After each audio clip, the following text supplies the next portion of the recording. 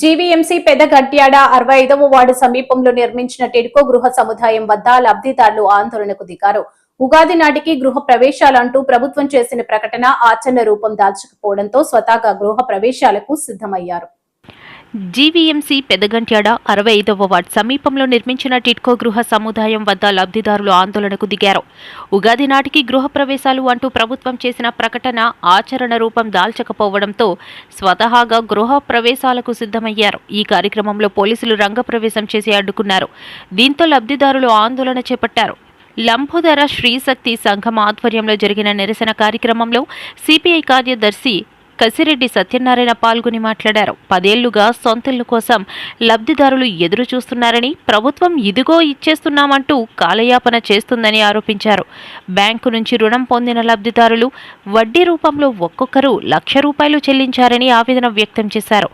Assembly సాక్షిగా CM Chandrababu ప్రకటన చేసినా దానిని అమలు చేయడంలో అధికారులు నిర్లక్ష్యం చూపుతున్నారని మండిపడ్డారు.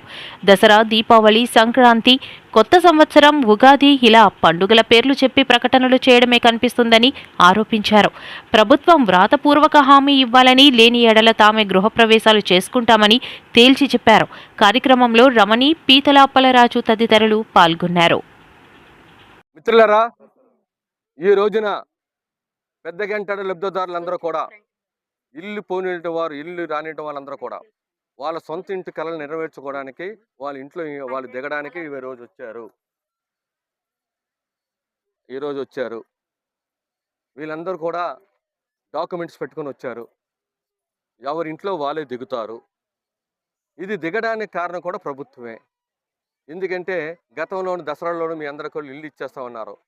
వీళ్ళు ₹1 కూడా ప్రభుత్వానికి బాకీ లేరు.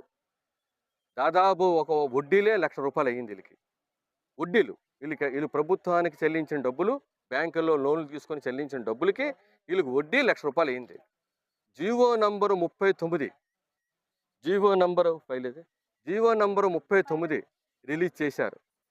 దానికి అర్థం ఏంటంటే సిబిల్ కోడ్ లేనిటి వాళ్ళు ఎవరైతే ఉన్నారో ఆ సిబిల్ కోడ్ లేనిటి వాళ్ళందరికీ కూడా ఇదిగో జీవో నంబర్ 39.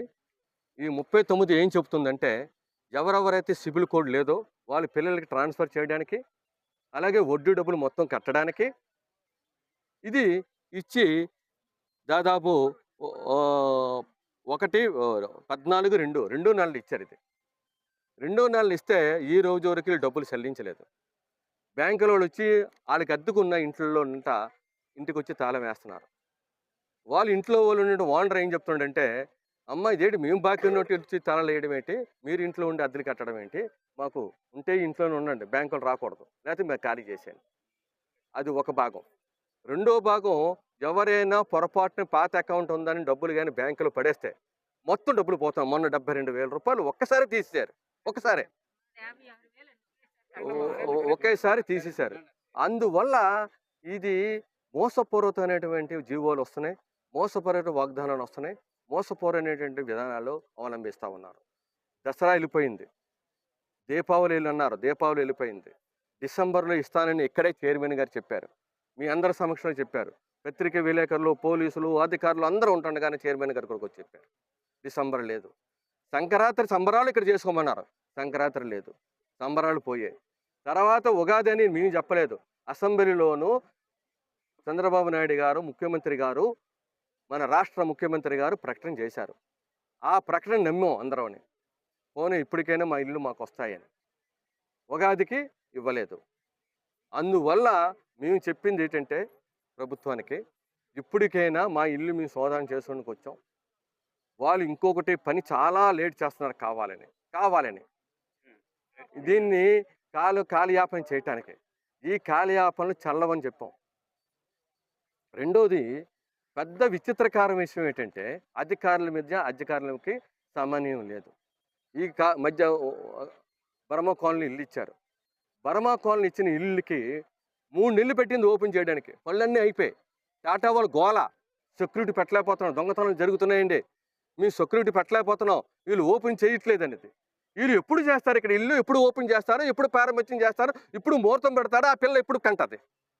పెళ్ళి అయిపోయి 2 సంవత్సరాలు అయింది, పిల్లలు గొడ్డుకు రాలేక ఉంది.